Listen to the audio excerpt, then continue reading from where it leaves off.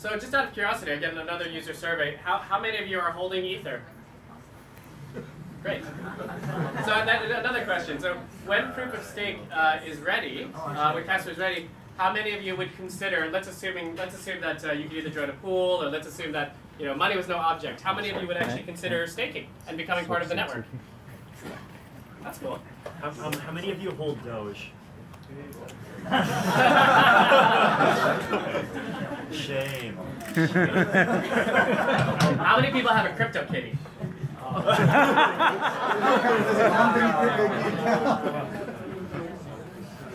Does anybody have a Generation 0 crypto kitty? Oh, jealousy. Who wants to buy a crypto kitty for me? How much? How about 8? That's cheap. Yeah. How about 8 ETC?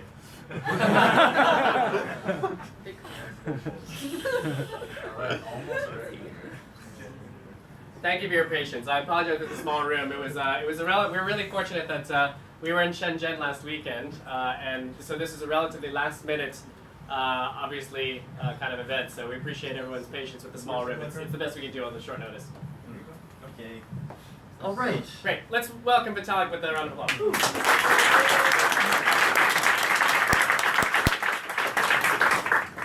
Okay, there we go. Yeah. Okay, so today I am going to be talking about blockchain governance, though I'll be talking about blockchain governance with the intention of also trying to make a case for one very specific proposition. And how do you go back? Whoa, no, what's happening? It's so weird. Technical difficulties. How about now? Okay, go back to the first slide. Like it should, and make sure it doesn't auto forward because that stuff's. I think it was on slideshow or something. Just do Try it. screen. Okay, back one slide. Wait, it's Or not working. here. Okay, there. Okay, cool. I'm gonna Cool. stay here for a little Okay, bit. so today I'm going to be talking about blockchain governance, and more specifically, I'll be talking about blockchain governance with an eye to trying to make an argument for a particular proposition about blockchain governance. Specifically, that some forms of blockchain governance that I'll get into later are much better than other forms of blockchain governance that are actually much less good than they're advertised. And I'll also talk about this later. So I'll start off by talking a bit more about this slide. So the way that I made this slide is I went on Google Images and I did a search for democracy. And one of the first search results that I got for democracy was this nice picture where basically you just have a bunch of people raising their hands together, presumably singing in Kumbaya and engaging in the sacred act of collective self-governance. And what I did is I took that photo and into each hand I put a coin. And the purpose of this coin is to symbolize that in the kinds of governance by voting a lot of people propose in the blockchain sphere, it's not actually a governance of people, it's basically governance by people with coins. And one of the things that I'm going to try to express in this presentation is the very controversial and surprising claim that plutocracy is bad. So, first of all, and start off by kind of giving an overview of why we're even talking about this. So, blockchain protocols, first of all, are an evolving thing. They are a thing that is not just something written in a piece of code that happens to exist at some particular points in time. They are protocols that evolve, protocols that add new features, protocols that have to do things like increase or not increase their block sizes, adopt various new types of transactions, possibly do hard forks to reverse people hacking $50 million cryptographic autonomous organizations, resolve software flaws and various other things that they really ultimately still require the human layer, right? So it's my belief that blockchains really aren't just this kind of fully autonomous and human independent thing that's held together by code. They are partially held together by code, but also what's very important is that they're held together by a community of people, and this community of people has beliefs, they have norms, they have a vision, and they have have to have some process for deciding basically in what, where does their protocol go from here? Do they switch from proof of work to proof of stake? Do they increase the block size limit? Do they add support for a new type of transaction? Like, do they remove support for a certain type of transaction? And so on and so forth. And it's this challenge that I think has actually proven very hard in this space. And one of there have been several different kinds of ideas that people have had, right? So one kind of strawman governance algorithm that might have been more popular maybe 5 years ago, but now we pretty much all agree is completely worthless, is what I call kind of the null algorithm. Basically, the code as it stands today is the protocol now and forever, and it should not ever change. And this is very problematic for a bunch of reasons. So, like, technology rapidly evolves. A software project that's finished is a software project that's dead. And we have to kind of agree on ways to move forward, and like, eventually your blockchain will be hit by kind of unforeseen crises. The second thing, a kind of governance algorithm, is you can try to look at governance as it happens in Bitcoin, governance as it happens in Bitcoin Cash, governance as it happens in Ethereum, governance as it happens in kind of most existing blockchains today. And generally it tends to be this kind of semi-formal, semi-informal hodgepodge of like several different mechanisms that tends to work together in a way that nobody really has fully formalized. And a lot of people actually don't like this, but I'll argue that it actually does work fairly well. The alternative that some people are proposing is this idea of basically governance by coin voting, right? When you make a protocol change, everyone with coins should vote on whether or not the protocol change happens. And if you get to, if some change gets, let's say, a 51% agreement, or gets more votes in favor than votes against, then that protocol change gets implemented. So, before we kind of dig into some of the pros and cons of that, we'll start off with a discussion of what is blockchain governance, or really kind of what is governance in general. Now, there's two views of governance that I'd like to kind of contrast with each other. Now, the one view that I like to think about is a kind of decision function view of governance.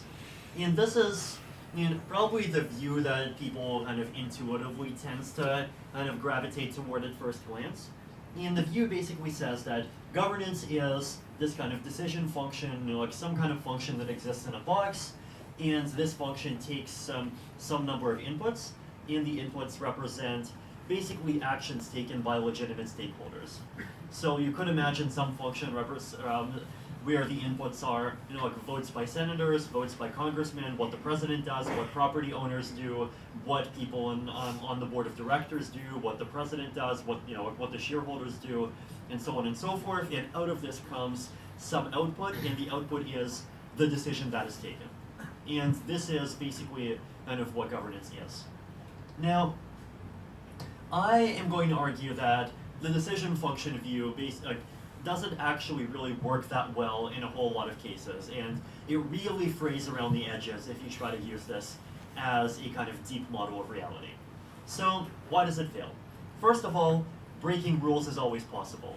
And there's common expressions that say things like possession is 90% of the law, right? So, basically, okay, fine, the nominal speed limit in some places is 100 kilometers an hour. Guess what speed everyone actually drives at? 115. If enough people simultaneously decide a rule doesn't exist, then the rule actually stops having meaning. Sometimes even the rules are ambiguous. Sometimes you have actors in the system that have incentives, that have missing information, and this actually ends up kind of shaping the power structure even more than the rules as written themselves. Is it, North Korea nominally a dictatorship, so you expect the function to have exactly one input, what Kim Jong-un says, and the output is basically, the function is just an equal sign, and the output is what happens. But, is it really the case that in North Korea, everything other than Kim Jong-un, or everyone other than Kim Jong-un has literally zero power? Well, probably not. And sometimes all of these above imperfections are actually a really good thing. So, this is where we get to another view of governance that I call the coordination view of governance. And the coordination view of governance focuses on kind of two layers. So the first layer basically is the fact that ultimately everyone has the ability to do whatever they want. So in the real world, like a geopolitical realist might say this is guns and bombs. In the blockchain world, we can kind of abstract a bit and we can say this is anyone's freedom to run whatever software they want as a client of the system, to run whatever software they want as a miner, to participate as a miner, to run whatever software they want as a proof of stake validator, and so on and so forth. So basically, the Bitcoin protocol is what the Bitcoin community ultimately decides the Bitcoin protocol is. If tomorrow the great majority of Bitcoin users suddenly decide to switch the mining algorithm to something else, well, the longest chain as defined by that new algorithm becomes what Bitcoin is. Right? So if there is no such thing as kind of the real like Bitcoin protocol or the real like current longest chain outside of like basically a description of what the majority of the community decides to do. So this is so that's layer one, right? And layer one says that basically anyone has the right to consider whatever they want to be Bitcoin. Everyone has the right to run whatever software they want. Everyone has the right to mine whatever they want. Now, this is where we start getting to layer two. So in many cases, in both the real world and in the blockchain world, there are these things called coordination games. And a coordination game basically is a situation where it's optimal, it makes sense for an actor to act in a certain way only if everyone else, or at least a whole lot of other people, are acting in the same way. I mean, who here has seen like one of these game theory diagrams before? Great. So basically, as over here, you'll probably understand this 2x2 chart. Basically, A gets 5 points if they act in the same way as B. B gets 5 points if they act in the same way as A. Now, there's plenty of examples of this in the real world. So one of them is that if you have like two people on some desert island and they can only survive by working together, and each of them decides do they go to the north side of the island or do they go to the south side of the island. Well, if they split up, they lose. If they stick together, then they both win. And the fact that them sticking together is important for them winning is much more important than either person's preference over, do they go north or do they go south. Now, in the blockchain world, there's the same thing. If you personally consider Bitcoin to be something different than what everyone else considers Bitcoin, or if you consider Ethereum to be something very, very different from what everyone else considers to be Ethereum, then ultimately the person who loses is you. Basically in your interactions with every other person, you'll just confuse the hell out of everyone and people will wonder what's wrong with you. And you don't really get anything out of it. Even if you convince people to give you 50 million ether that's on this chain that no one else recognizes, well fine. You have 50 million ether that no one else recognizes. And that doesn't actually give you anything. So in the blockchain world, there are incentives for you to recognize the same chain that everyone else recognizes. There's an incentive for you for miners to mine the chain that everyone recognizes. There's also, to a lesser extent, but still, an incentive to recognize the chain that the miners mine. There's also an incentive to be a proof of stake validator on the chain everyone's recognizing. There's an incentive to mine on the same chain everyone else is mining. So plenty of coordination games to go around. So the function of governance, and this is both real world governance and blockchain governance, is to serve as a kind of coordination flag, basically showing everyone which way to go. So in cryptography, we like talking about Byzantine generals. So here is basically a Byzantine general leading a military charge. And the idea basically is that the Byzantine general kind of stands up in front of everyone else and says "Rah!" and his horse charges forward. And this basically tells everyone unambiguously that the army is marching forward. And so in that case, why would a soldier be more inclined to march forward? Well, because they know that everyone else is also marching forward. See, if every soldier marches forward, then they have a good chance of winning and they all have a good chance of surviving. But if every soldier does not move forward, just stays there, and just some random soldier decide to just suddenly start running forward, then you'll probably have about 15 arrows in your front and nothing positive will get accomplished. So the function of the general leading the charge here is basically what the general serves as kind of coordination flag. If he charges, then everyone knows that they should move forward, and everyone knows that they should move forward because everyone else will move forward. And if the general does not do this, then the soldier stays still. So this brings us to kind of this coordination view of governance. So basically the idea is that governance is coordination flags. Governance is these mechanisms that everyone listens to because they want to kind of coordinate and move in harmony with everyone else, and everyone else is also listening to these flags. And the question is, in both real-world governance and blockchain governance, what are these coordination flags? And in the blockchain world, there's a few possible answers. One of them is consensus among the core development team. So, this could be, in Ethereum's case, this could be the Go Ethereum development team, Parity, Ethereum, Java, and probably what all three of them say together. This includes the roadmap. So the roadmap is, it's not something that's kind of fully officially published in one document, but it's the set of ideas that the Ethereum community has been talking about and that people feel like they've kind of bought into, and that have been understood as the way Ethereum is going all along. And this includes things like proof of stake, this includes sharding, scalability improvements, privacy improvements, and so forth.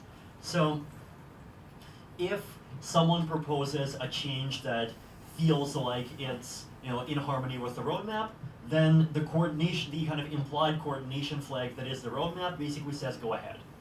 If someone proposes a change like let's not allow any transactions anymore, then this very obviously contravenes the roadmap, and so people will be much more suspicious of it. Established norms. So in the case of Bitcoin, probably the biggest established norm is this 21 million limit. And so people will be much less inclined to support a proposal if it ends up breaking the limit in some way. Also, you could have, as a coordination flag, kind of coin holder reminder votes. So you could say, okay, this proposal looks controversial, let's have a vote. And everyone with Ether can submit a vote, and the result of this vote can basically give this kind of an unambiguous symbol or signal of like how the community feels about this. And if it looks like it's 90% in favor, then that's a flag to everyone that says go ahead. If 90% is opposed, then that's a flag to everyone that says stop. Now, ideally, there would be a single coordination flag, and that single coordination flag would just always say either stop or go. Right, so there would be one flag, and that one flag would just always tell everyone what to do, and it would be extremely unambiguous, and it would make good decisions, and everyone would follow them.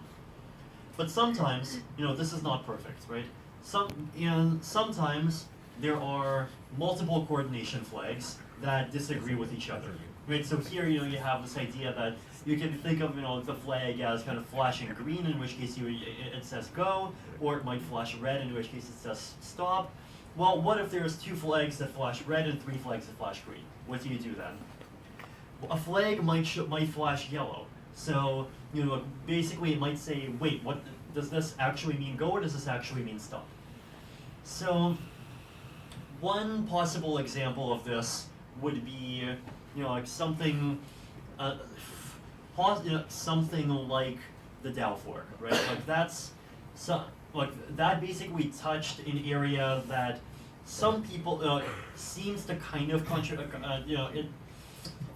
basically it was kind of ambiguous, to what extent it went against some of the ideas that were kind of supported, promoted as being what Ethereum was about previously. Another challenge is holographic flags. So basically there's a flag, it waves in the air, some people see it as being red, other people look at it from a different angle, and from their point of view it seems green. So the DAO fork, probably another example there. Some people said this is a clear state interference, this should absolutely never be permitted, and other people said, well, okay, this is a project still in its early stages, it needs to be able to evolve and correct for some mistakes, and it's fine for now. So basically these kinds of issues are what makes life hard.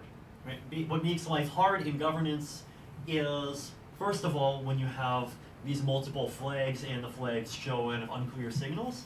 But then you have to ask, well, why do we have multiple flags at all? Why don't we just have one flag? And the answer basically is that the results that one flag gives you may sometimes be wrong, and you need to be able to guard against this. So let's go back to coin voting a bit. So coin voting is this really interesting example because coin voting can be used both as a layer 1 or layer 2 institution. So what do we mean by layer 1 coin voting, or what I call tightly coupled coin voting? Basically, the idea is that inside a blockchain protocol, there is a protocol rule. And this protocol rule says that anyone has the ability to make suggestions of a certain type. And a suggestion could be a suggested change to parameters. It could be a piece of code representing a new protocol. It could be whatever else. And when that proposal is made, everyone votes on it. And if there are more positive votes than negative votes, then the protocol automatically implements that proposal and changes the parameters, changes the protocol, does whatever the proposal is supposed to do. So basically everything happens kind of super formally, super precisely inside the protocol itself. Layer 2 is coin loosely coupled voting. And in Ethereum there's Carbon Vote, in Bitcoin there's a platform called Bitcoinocracy, and there's a few more of these. And the idea here is that a vote happens, and people with coins can vote, but the vote is just a suggestion, right? So basically, the vote is just a coordination flag, and it says, basically it's just a flag that either waves red or it waves green. And if the flag waves green, then if there are also enough factors opposing that proposal, then even though the flag waves green, the proposal might still fail. So, 2 questions now. First of all, should coin voting be used at all? And second, which layer is better? So do we want tightly coupled votes, or do we want loosely coupled votes? So, objection to voting number 1, low voter participation. Now, you're probably all familiar with like national political elections where you have voter participation of maybe 50%, 60%, 70%. Sometimes you go up to 80 or 90%. If you're in Australia, voting, I believe, is still mandatory, and it's above 90%. Does anyone want to guess what the voter participation rate was for the Carbon Vote that decided the DAO fork? Anyone? Raise your hands for 40%. 30%. 20. 5. Okay. So there we go. So that's 4 million Ether out of a total of about 80 million. Now, it turns out that this is actually totally not, or there's another kind of slightly less polite way of making the case. Now, it turns out that this 5% rate is actually totally not unique to the DAO fork, right? So if you look at the DAO proposal votes, so these are votes that happened inside of the DAO back when the DAO was actually trying to run as this sort of decentralized investment fund. Turnout, 0, do you believe in God? 0.75%. Moratorium on proposals, 8.13%. Curators, please hire somebody to fix the DAO code, 1.77%. Raising the proposal deposit to 11 ETH, 9.62%. None of them went above 10%. And if you look at like various other voting participation rates in various other systems, it tends to actually be pretty close to this. 5%, 10%. If you add things like delegation, then you go up to like 20% to 30%. But adding delegation, as we'll discuss in this section, actually has a lot of serious flaws of its own. So, objection to voting number 2, game theoretic attacks. So, as it turns out, making a vote is a tragedy of the commons problem. So, let's suppose you have 10,000 people, and these 10,000 people are voting on where to spend $10 million. So each individual's share of the benefit out of this $10 million is going to be $1,000. The percentage chance that the vote that any particular individual makes will actually end up changing the result of the entire result is somewhere between 1 in 150 if he's right at the peak of the normal distribution to something like 1 in 10,000. and realistically it's closer to 1 in 10,000. So an individual's kind of expected benefit for voting correctly, or expected cost for voting incorrectly, is going to be their share of the 10 million, so 10,000, multiplied by their chance of actually deciding the vote, which is somewhere between 1 in 10,000 to 1 in 150, and it's going to be somewhere between 10 cents and $6.7. Now, let's say that we are in a model where all of these actors are economically rational. What is the cost for some attacker to just bribe all of these, at least 51% of these people, to vote in their favor? Well, all you have to do is you have to just multiply this tiny value by half of all the individuals, and you get a number that's between $500 and $33,500. So there we go. The cost of basically bribing an entire vote to that controls $10 million is somewhere between $500 and $33,000. Who here knows what ROI is? Who here thinks that this ROI is good? So, two objections to this, right? So the first, well, one big objection. Basically, human beings are not kind of homo economicus in reality, and they're not willing to, like basically accept a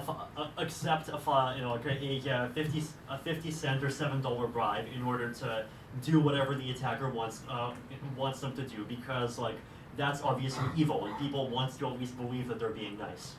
So, now this is probably the natural kind of objection that almost everyone will bring up in response to this kind of $7 bribe argument. So let's try to go after this. One response is that bribes can be obfuscated in a lot of ways. Let's say that you are a shady cryptocurrency exchange, and you, as a shady cryptocurrency exchange, want to basically try to take over some blockchain that has, like some mechanism that votes on, let's say, development bounties, and you want to try to grab all these development bounties for yourself. Well, what do? What you would do is, you would basically, instead of trying to bribe people directly, you would allow people to deposit their coins into your exchange. Then, in your exchange, you would either pay interest rates on deposits, or you would just, you would not even try to make the exchange itself a profitable operation. You would run at a loss, and you would just make the exchange have really nice features, a really sleek interface, high security, like very low trading fees, like spend more on marketing, and to have higher liquidity, just pay for liquidity directly, and so on and so forth.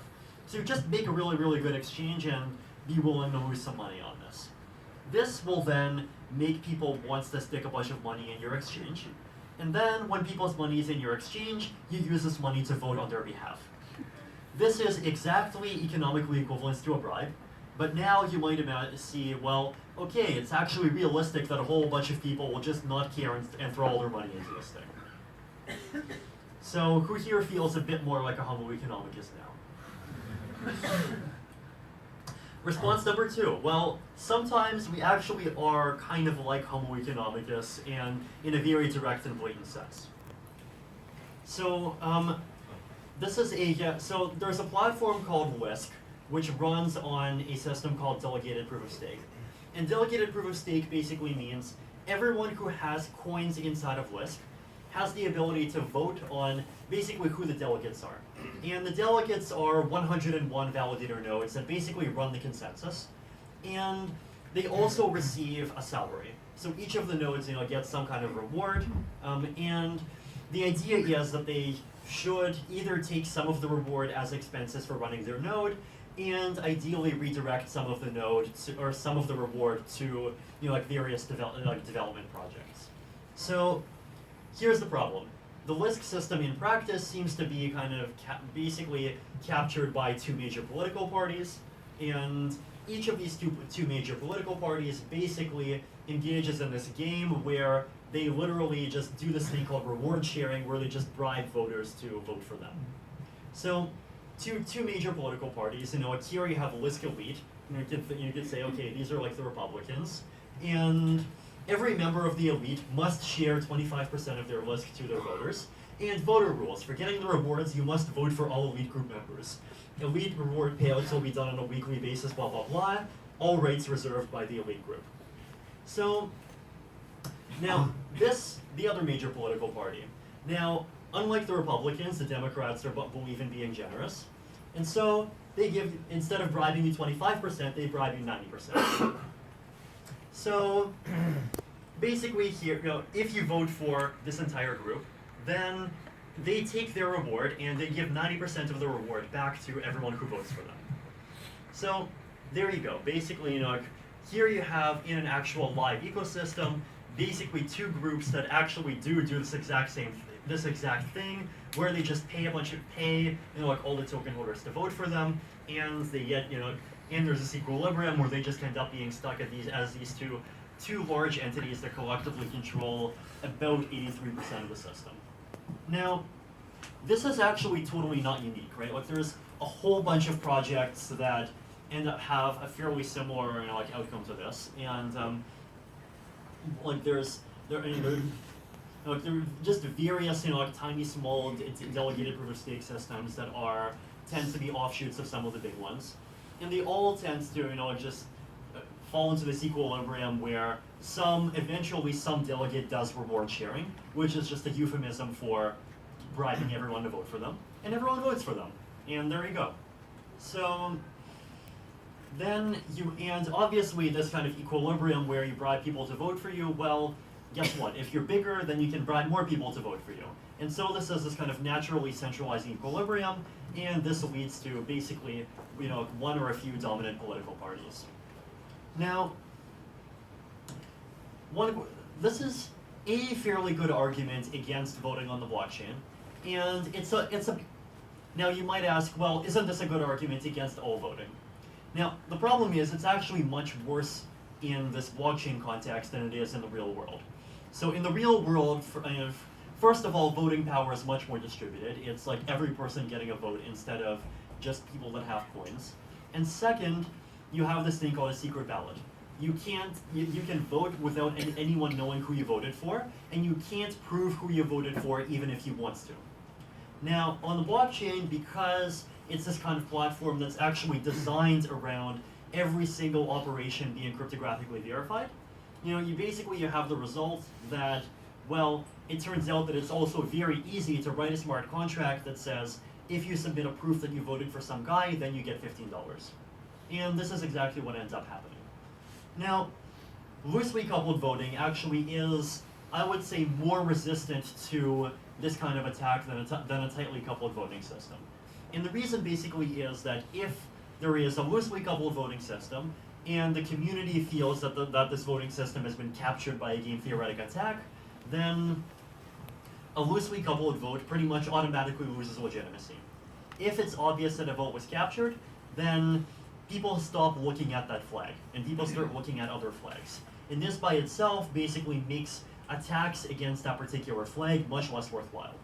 So this is another kind of one example where making your voting not so tightly coupled to the actual system actually is a good thing, right? This is one example where actually having a level of distance between the implementation of a voting system and its result can actually protect you to some extent.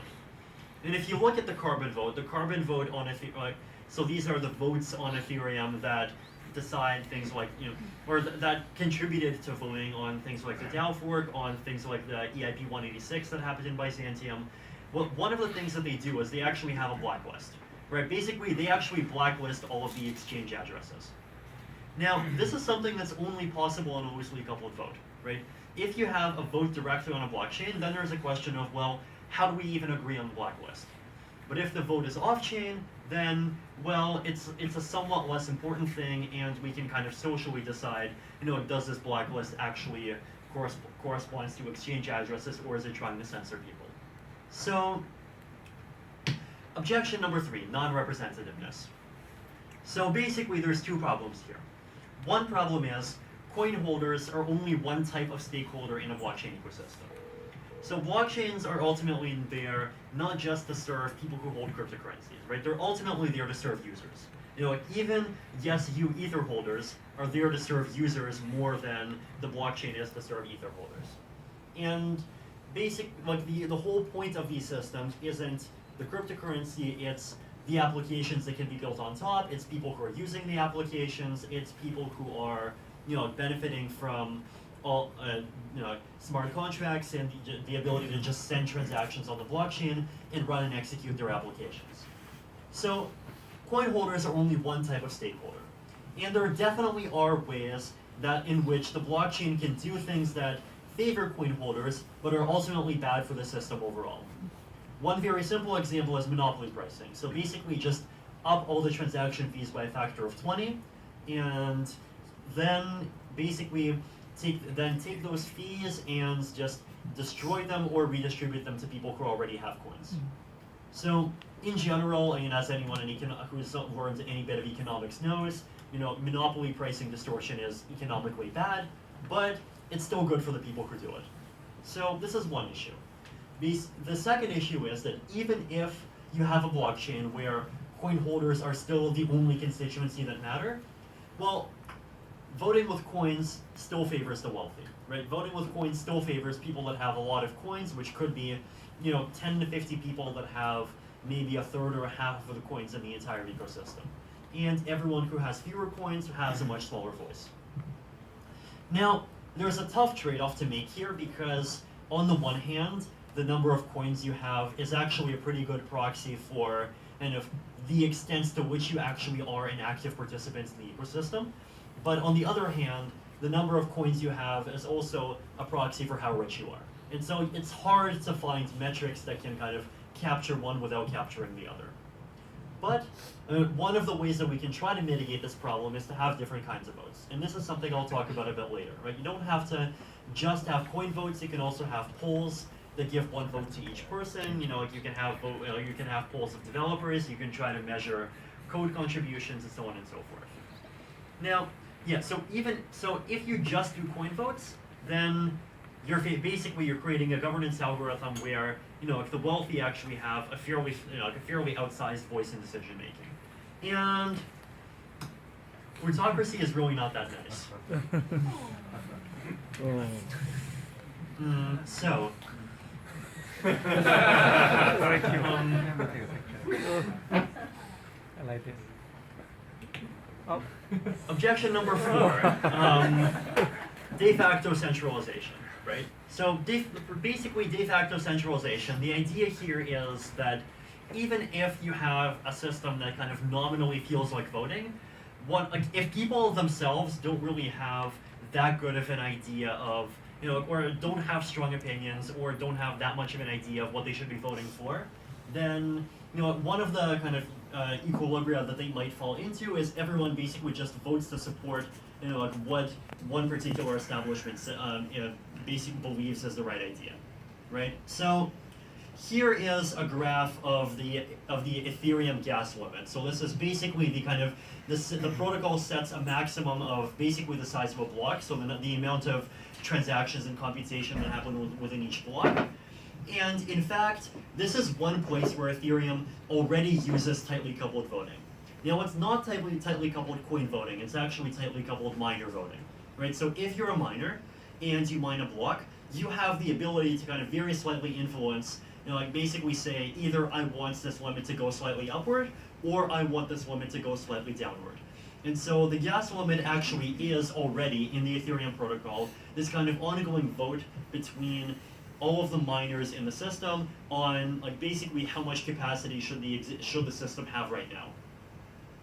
Now, if you look at the general kind of shape and feel of this chart, you might imagine that it looks a bit similar to the shape and feel of another chart I'm sure some people have seen before. US top marginal income tax rate. So the point here is that this and this ultimately end up looking like numbers that are made by a fairly small bunch of guys that sit in a room and negotiate with each other.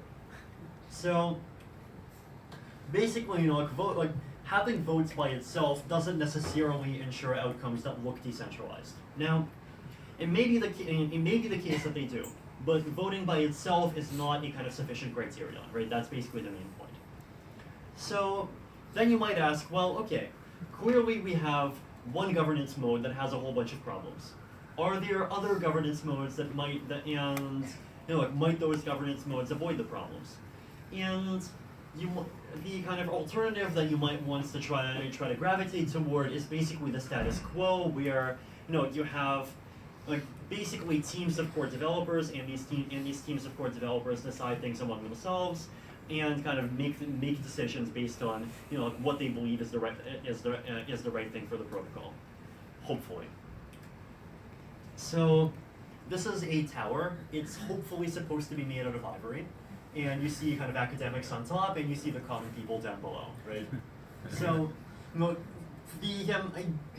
basically, there is this kind of fairly real governance problem where if you have decisions that get made by people that are kind of too close to ideas and too far removed from basically the needs of the actual stakeholders and just day-to-day things like user experience and making sure transactions continue to be affordable and things like just making the platform more secure and so forth. Well, basically it could lead to a blockchain that, even if it ends up kind of going in favor of some kind of coherent ideological vision that some group of developers at the top have, it might not end up having that good a correspondence to things that the ultimate beneficiaries actually want or need. So then you might say, well, okay, so all governance modes are flawed. Who here thinks that they know a governance mode that isn't flawed? Okay, so what about digital constitutions, right? So this is a kind of idea that comes up from time to time, and the idea basically is that you try to mathematically formalize a bunch of really, really important core properties that you want your system to have. So in the case of Bitcoin, everyone really, really cares about the idea that Bitcoin is a non-inflationary system, right? That you have this 21 million coin limit. In the case of like Ethereum Classic, they really, really, really care about state immutability.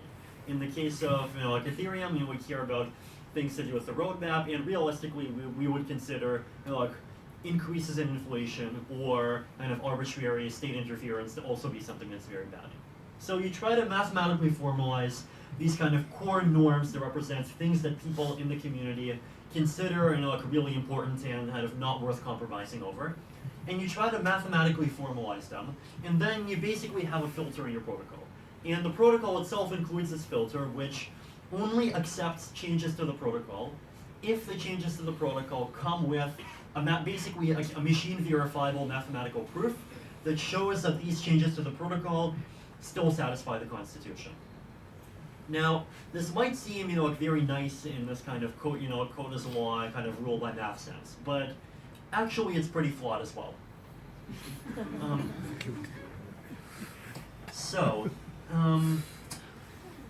Complexity of value thesis.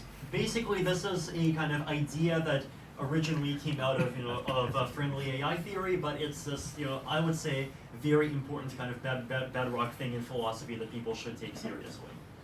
Basically, like what we want, and like pretty much all of our values and our priorities and norms and things we care about are very, very complex to fully express in a way that's completely mathematically precise. And basically, the only realistic way to do that is to actually fully scan our brains. So even creating approximations to what we want is very difficult. And for any simple approximation, you can always find a way to satisfy the approximation precisely, but still create something that ends up being very far from what we actually want. So basically, every metric that's simpler than scanning a brain is a metric that can be gained. So, example, let's take the 21 million coin limit. Well, I bet you that I can make Bitcoin inflate with just beyond 21 million, or do something economically equivalent with just a soft fork. Well, here's how. Basically, you would add a mandatory transaction fee, and the transaction fee works as follows. If you want to send N coins, and these N coins have not yet moved for, let's say, X days, then you charge a fee equal to 0.0001 times X times N. Now, basically, if you have coins, then then whenever you transfer them, you have to pay a fee, which is a percentage of those coins, and that percentage goes up linearly with the time since those coins have last moved. turns out that this is mathematically exactly equivalent to a day mirage of about 3.65% a year. So, which is again equivalent to inflation of about 3.65% a year. So, there we go, right? You can do something which is economically equivalent to making Bitcoin be an inflationary currency, or making Ether be a more inflationary currency, without actually contravening, the 21 million limit, or in Ethereum's case, a 3 Ether per block limit, as it is actually expressed in code. Another thing you can do is you can create a new asset, BTC2, which is fractional reserve backed by BTC, and then you can make the fractional reserve be very small at first. Basically add an extra 100,000 units of BTC2, and then you would just add some preferential policies. Add preferential block space treatment, add lower fees to transactions which give their users BTC2 give their recipients BTC2 instead of BTC. And then you can try very, very hard to basically push everyone into BTC2 over time, until eventually people kind of forget that BTC even exists, and you have BTC2 that has more than 21 million coins. So basically there's a whole bunch of ways to actually do something which is pretty close to equivalent to just raising the coin limit without actually raising the coin limit. Now imagine how complicated it would be to express a constraint that's even slightly more complicated. Imagine, the concept of state immutability. So basically, not doing things like the DAO fork. Well, keep in mind that you can do things like the DAO fork without actually going in and doing direct state manipulations. The reason is that it's not just the state that matters. What really matters is the meaning of the state. And you can always keep the contents of the database to be the same, but you can achieve the exact same result as you would have achieved by manipulating the state, by instead manipulating transaction rules. Right? For every kind of restriction, for every way to achieve this kind of goal, there's basically 5 or 10 ways around it. So basically, so I would argue that because of things like this, this concept of kind of fully mathematically defined digital constitutions is probably going to be a bit less effective than we think. Yes, the sheep is cute. So what I favor, right? Multifactorial governance. So what do we mean by this? Well, basically, once again, who here thinks they know of a governance mode that is not flawed? Oh, cool. Okay. So every governance mechanism fails at least sometimes, and every governance mechanism is not perfectly representative. Solution, decentralize. So basically the idea is that instead of trying to have one coordination flag and saying this coordination flag is what everyone should always follow and it decides everything, we can have multiple mechanisms, and the mechanisms can be designed to target multiple constituencies. So you could have, one of the kind of coordination flags could be a coin vote, and now you might notice that it would have to be a loosely coupled vote.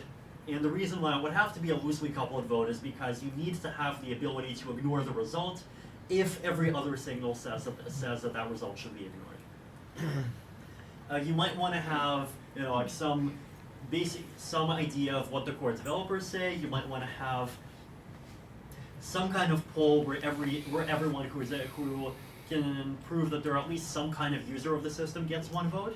You might want to have some kind of poll where pretty much everyone gets one vote. You might want to have, you might want to look at, norms. You might want to look at the roadmap. Basically, look at all these multiple coordination flags, and these multiple coordination flags are going to kind of end up empowering different constituencies. And so you end up creating a system where changes would get adopted if, most or all coordination flags and most or all of these constituencies end up supporting them. Now, if all else fails, then it's also important to support an individual's right to exit. So basically, secession over coercion, hard forks over soft forks, and things like chain splits, if they reflect actual differences in values, can be good. You might want to require stronger consensus for changes that are more controversial. So you might want to say, well, for technical upgrades, you don't really want to subject technical upgrades to everyone voting on them because people might not have the expertise to vote on all of them.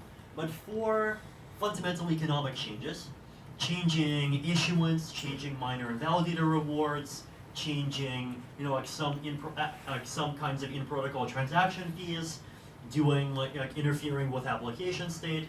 You might want it to require some kind of vote, basically something like what we did with the carbon vote, on top of all of the other forms of governance. So now needs may be different for early stage blockchains versus mature blockchains. Right? So in a blockchain which is still going through an early stage, rapid development and tech improvements are very important, and you really do not want to stop moving. For a more mature blockchain, stability is something which is important and valued, but probably never literally infinite stability, right? You probably always want to theoretically maintain the ability to change the protocol if that's what like everyone or almost everyone wants. But gridlock is something that that should be cherished to some extent. Gridlock can be your annoying enemy today, but your friend and savior tomorrow. Now, multifactorial consensus is compatible with both, right? It's compatible with kind of move fast and break things, like early stage blockchain kind of philosophy, as well as later stage blockchain philosophy that emphasizes stability. And the way that you kind of switch between the two is you can basically dial up or down the size of the gray area. So you can say, well, do we want most of the coordination flags to say yes before accepting a decision? Or do we want all of them to say yes before accepting a decision? Like what is the size of a gray area where something is ambiguous enough that you don't know whether to do A or B, and you just stop? Basically, the bigger that gray area is, the more you have an algorithm that biases towards stability.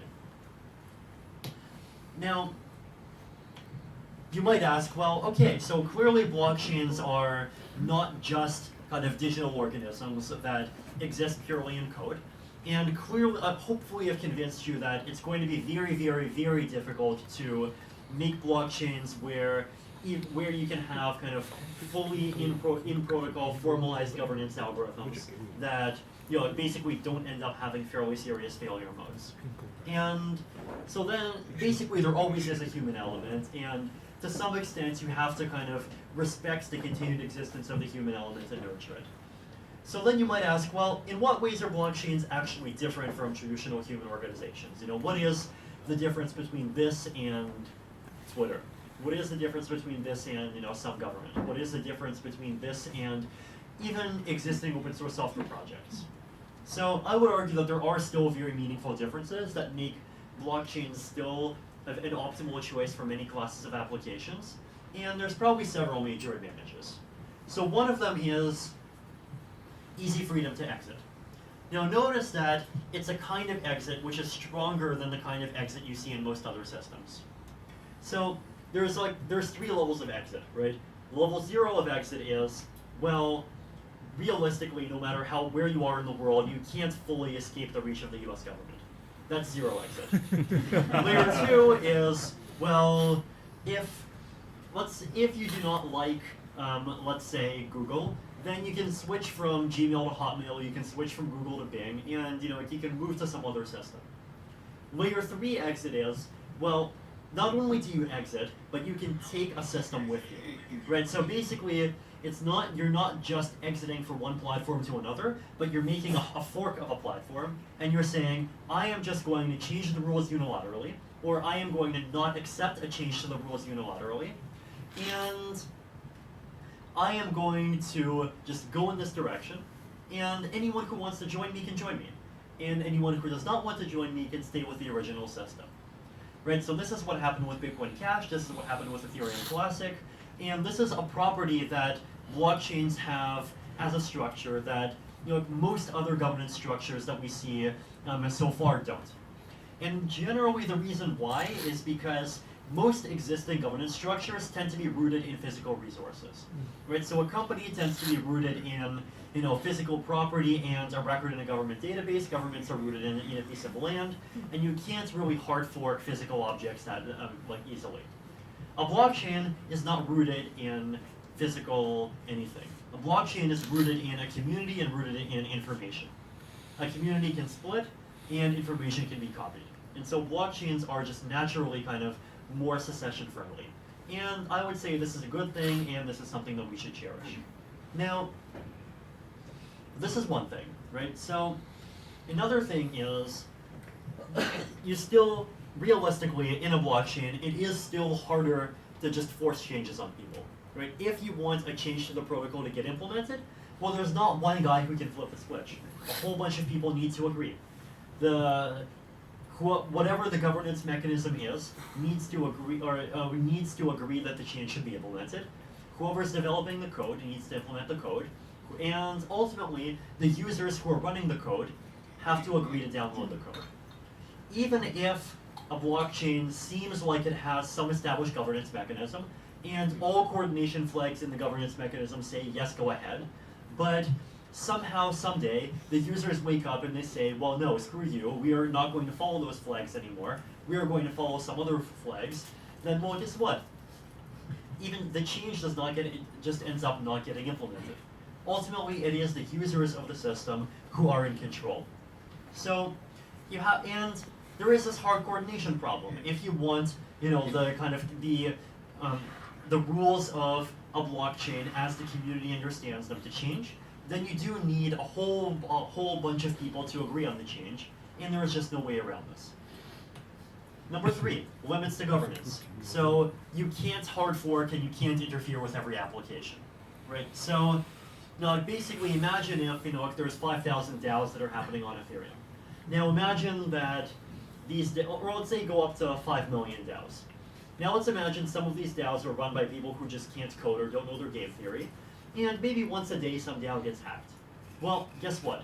We do not have even the capability to do a hard fork once a day.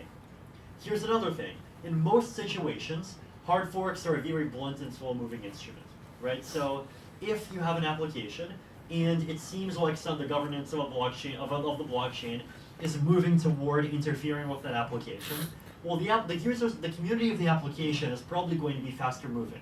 They could just say, well, okay, fine.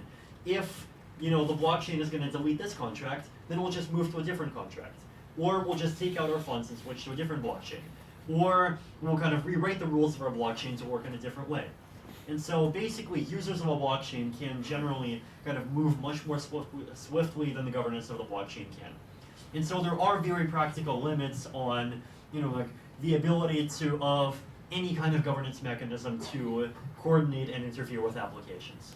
And this is also something that's very valuable. This basically, once again establishes even more limits on basically any kind of blockchain governance's ability to interfere with things that their users want to do. And what's nice is that this kind of limit is not a limit that depends on people, any kind of ideology. It does not depend on people valuing immutability. It does not depend on people believing that interfering with applications is bad. This is just something that is a purely technical limitation, and it exists as basically a fundamental part of what these systems are. And finally, number 4, jurisdictionless governance. So blockchains are not based in any single country, and they're not dependent on any one country's legal system. If any one country's legal system becomes very unfriendly, well, the developers that are in all the other countries and the users that are in all the other countries can just keep on going. And this by itself is also important in kind of contributing to blockchain stability and possibly giving them a role as this kind of guarantor of ongoing global openness and connectivity at a time when you could say that a lot of other more politicized kinds of institutions are moving slightly away from that ideal. So basically, all in all, even if blockchain governance is not going to give this kind of fully automated, fully apolitical utopia that some people thought it might have 3 years ago, there's still a tool that, because of all these different properties, is going to end up being very valuable. And hopefully valuable for things that go far beyond just digital cats. Thank you.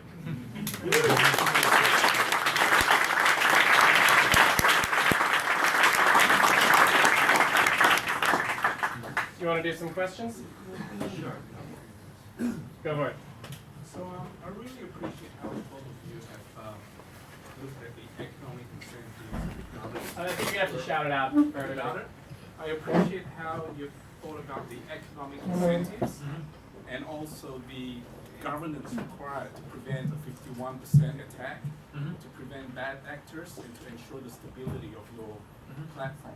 My question is, what if there is a bad actor that has another economic incentive outside your framework? Yes. For example, if you have an industry that's going to be disrupted Yeah. by blockchain, and it's going to be losing $1 billion, okay? And they're prepared to spend $500 million on equipment and agents on your network that will be raising all these flags that seemingly might seem good at first, but eventually may lead the whole pack down the wrong path. Yeah, How do you handle that? I mean, this is definitely a very good question. So first of all, like, there's two types of attacks that someone with $1 billion can make, right? One is that they can try to attack the consensus algorithm, and they can do things like 51% attacks on the proof of work and so forth. I would a lot of the point of what like John's work and like our work in proof of stake is in making algorithms where the kind of cost-benefit ratios are very heavily kind of tilted against the attacker. So basically, an attacker could burn $200 million, cause some chaos for a day, then the community comes back together, and the attacker would just have to would basically have accomplished almost nothing. So that's one side. Now then you might say, well, okay, then an attacker is going to be a bit more clever. They're not going to attack the protocol as it stands, they're going to attack the governance. And this is the place where I would argue that, why one of the reasons why in a mature blockchain stability is important, right? Like basically, if you have a governance mechanism that favors stability, then if there is a really serious attack, then what you want is a mechanism that would basically kind of fold up like a turtle and say, I'm not doing anything. Like it is not possible to have an algorithm that like does the right thing when, from the point of view of that algorithm itself, it has no idea what the right thing is, and you have all these voices that are basically telling it, giving it very bad ideas. But what you can do is have an algorithm that tries to detect that, and in that case, tries to do as little as possible. So that's one kind of solution. Another argument is that this is another one of the reasons why you want multifactorial consensus, right? Like basically, 4 different mechanisms are going to be harder to corrupt than one mechanism. And if you have 4 different mechanisms, then it's more likely that one of them will be very resistant to corruption by one particular actor. Now, I would say there in the limit, there definitely are going to be situations where an extremely well-resourced attacker attacking a blockchain is something that it does end up being possible. But like basically, it's our job as developers and practitioners to try to kind of push that bar as far away as high as possible. Thank you. Go ahead. Following up on something kind of related. In the slide where you said that multifactorial consensus is compatible with both and can dial up or down the size of the gray area where nothing gets done if we can't agree. I was curious if you could talk a little bit about how that might function in practice for Ethereum. Yeah, okay, so one example of this is that right now, it's like large parts of Ethereum are still in early stage blockchain. Like sharding, for example, does not exist yet. And so it's the kind of environment where realistically, if there is disagreements, then like a lot of the discussion ends up still happening within the core development groups, and even if there is disagreements, like some path will end up being chosen. Now, if you look on the other hand at something like the part of Ethereum that, let's say, decides on block rewards. So like in Metropolis, for example, like we ended up doing the hard fork that reduced issuance from 5 Ether to 3 Ether.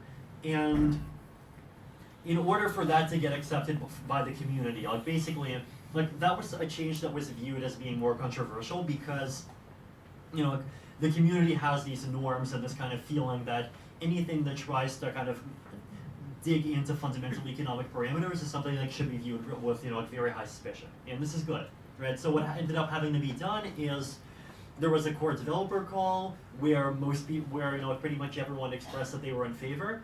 Then there was a GitHub thread, a lot of people voted in favor. Then there was a Carbon vote, and 99% of people voted in favor. And each of the every one of those signals you could say was exploitable, but it's harder to say 3 out of 3 was exploitable.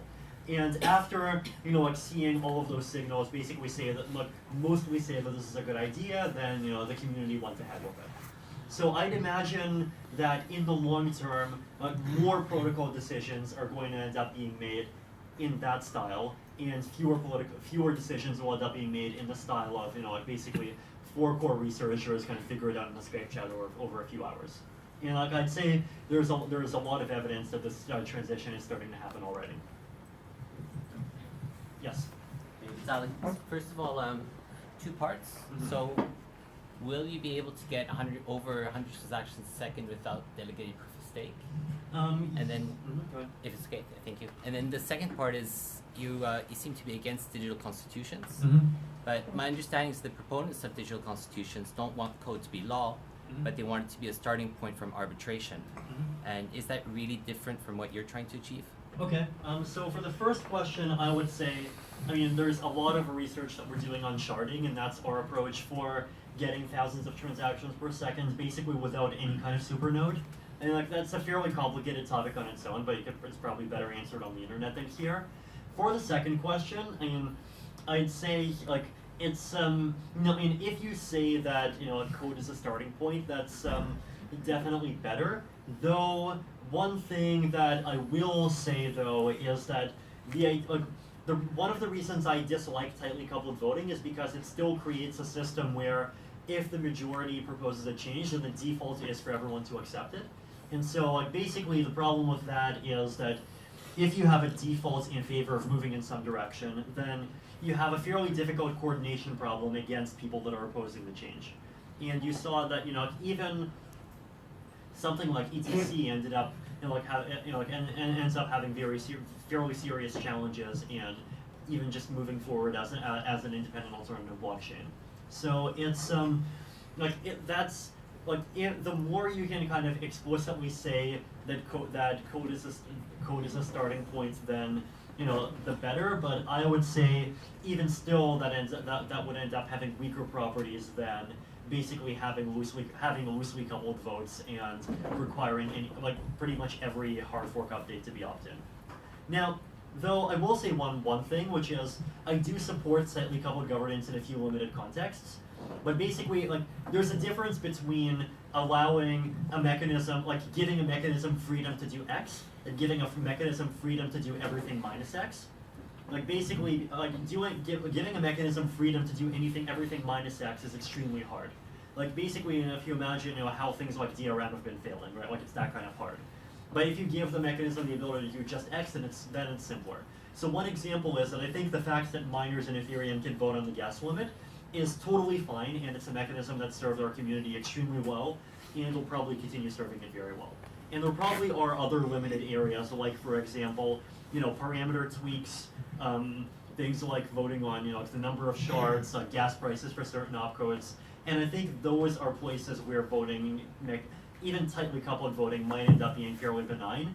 The reason basically is that the cost of, or the risk that the voting mechanism goes wrong is less than the benefit that you get from basically being able to adjust those figures rapidly and correct any initial mistakes that you made. Okay, just 1 or 2 more. Do I have any what? Beer. Spiders. What was that? For myself and for what? For myself and For the for this community. I mean, I would say, one thing that continues to concern me is that I think the ratio of kind of speculative interest to people actually doing technology and building stuff can get it's generally a bad sign if it gets too high, and we need to kind of be constantly and vigilantly working to kind of keep trying to push it lower by particularly promoting more activity on the development side. Well, just kind of following on to that, what do you think that the average person can do? How does one participate if we're not actually coders or if we're not actively building? Yeah, I mean that's definitely a good question. I would say Thank you. and there's several things that you can do, right? And first of all, keep an eye on what Ethereum applications exist and basically try using them. That's one. Now that's something which is, I'll admit, probably hard up until now because there haven't been many applications, but if there are some, and that's something that I hope is going to grow over the next year or two. like if you're the sort of person who wants if in general, right, like there are plenty of groups that are building applications, and if you want to dedicate your time to this, then find one that does something you think is interesting and see if you can actually join it or see if you can contribute to it. There's open levels of participation all the way from open source volunteer contributor to full-time employee or founder. Just out of curiosity, how many people here are building an Ethereum? Well, not enough. Not enough, yeah. And if you can't, then at the very least, I would say strive to learn more. I think there's definitely most people are not in the position where they know what they want to do. So basically, try to just learn more and kind of make sure you understand what the space is about and what things are happening in the space, and see what things in the space really excite you. Cool. All right, last question. Go ahead. Just a follow-up of your question. Will there be more support from the Ethereum Foundation to support our dApp developers? Just as a comparison, that status.im is having a little bit more support to us rather than Yeah. from the foundation. Yeah, so dApp developers not in the immediate term, but one thing that we will be ramping up a lot of support for is basically mid-level infrastructure. So development of things that are not core protocol, but that are very useful for basically the kind of intermediate dApps that can make all the other dApps more useful. So this would include the developer infrastructure. This could include code for things like multi-sig wallets. This could include things more like client software, more user interface related stuff. So the kind of work which is still fairly general purpose, but which is on a kind of higher level of the ecosystem than just kind of core protocol and more closer to users. That's definitely something that we are going to be expanding our support into very rapidly. So do keep an eye out. Okay, we're going to wrap it up there. So let's give Vitalik a very warm round of applause.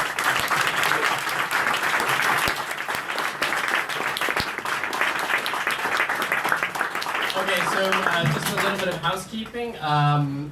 We've been having a number of kind of more advanced level kind of meetups.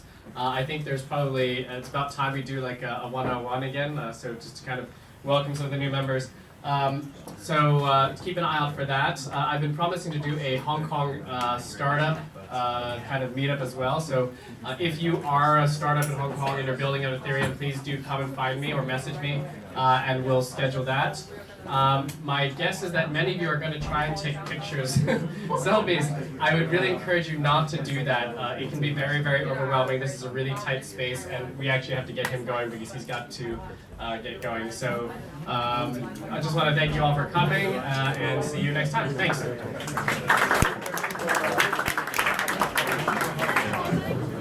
But I would love to.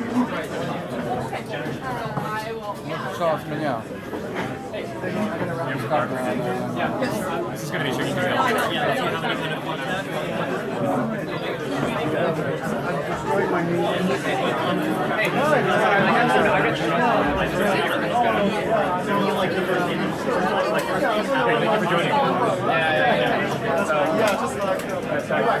Sorry guys, we're gonna get going. Sorry guys, sorry.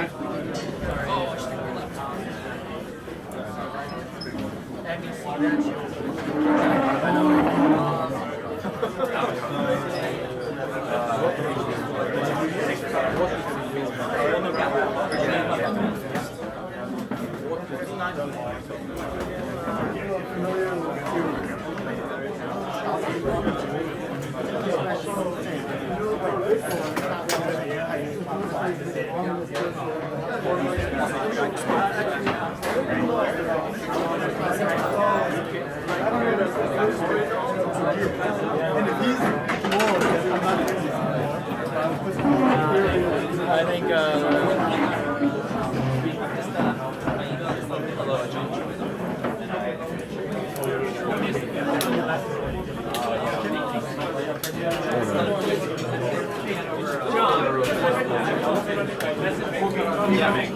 Yeah. What do you think about Catherine's throughput? All right, thanks a lot, guys. We'll see you later. Email me, I'll get back to you.